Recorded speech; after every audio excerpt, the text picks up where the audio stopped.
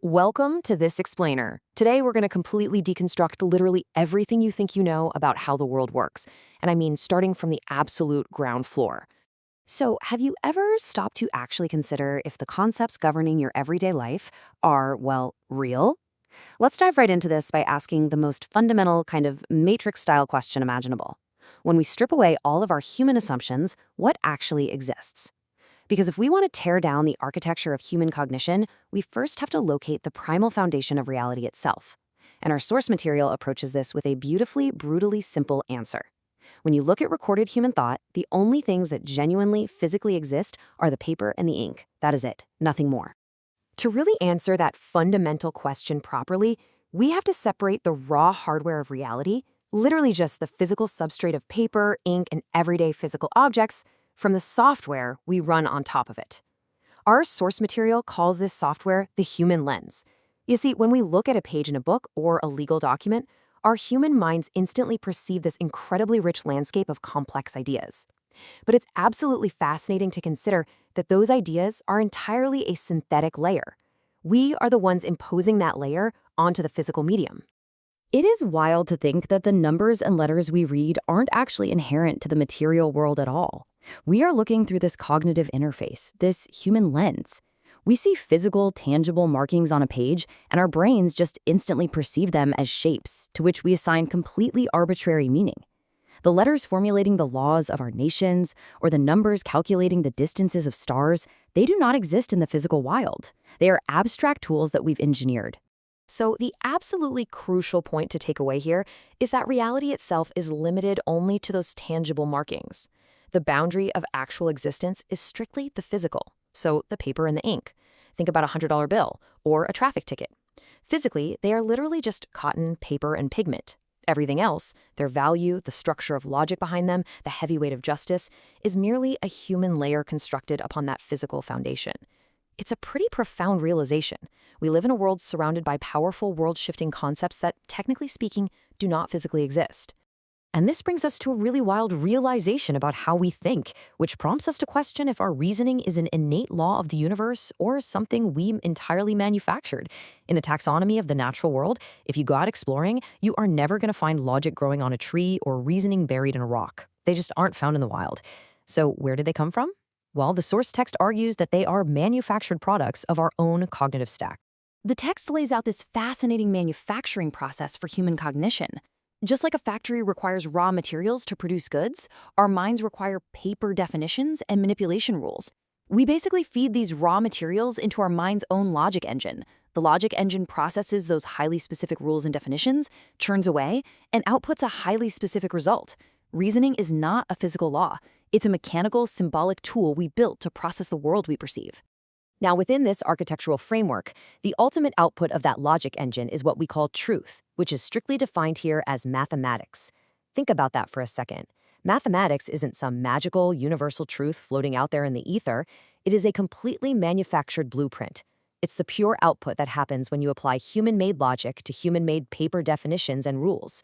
These manufactured truths then become the foundational blueprints for even more complex frameworks. Let's see how this all builds into a massive hierarchy of what the text calls paper concepts. Human thought operates on levels, right? And each one is a deeper immersion into human invention. We start with truth, like mathematics, which originates from logic. Then we step up to laws, which applies that manufactured truth. And finally, we reach the meta layer, which is justice, and that is entirely emotional. As we look a little closer at this hierarchy, it's fascinating to realize that physics itself is framed just as a paper discipline. We usually think of physics as the absolute, unyielding rules of reality. But in this architecture, physics is just a human-made model applied to the world we perceive. It's drafted on paper to describe how we think physical objects behave, but the discipline of physics itself is not the physical reality. It is a conceptual map. It is not the territory. Scaling up even further through the hierarchy, we arrive at justice. And here is where it gets really strange. You cannot hold a piece of justice in your hand. According to our source framework, justice is simply an emotional response. It's a feeling derived specifically from the existence of these manufactured laws and documents.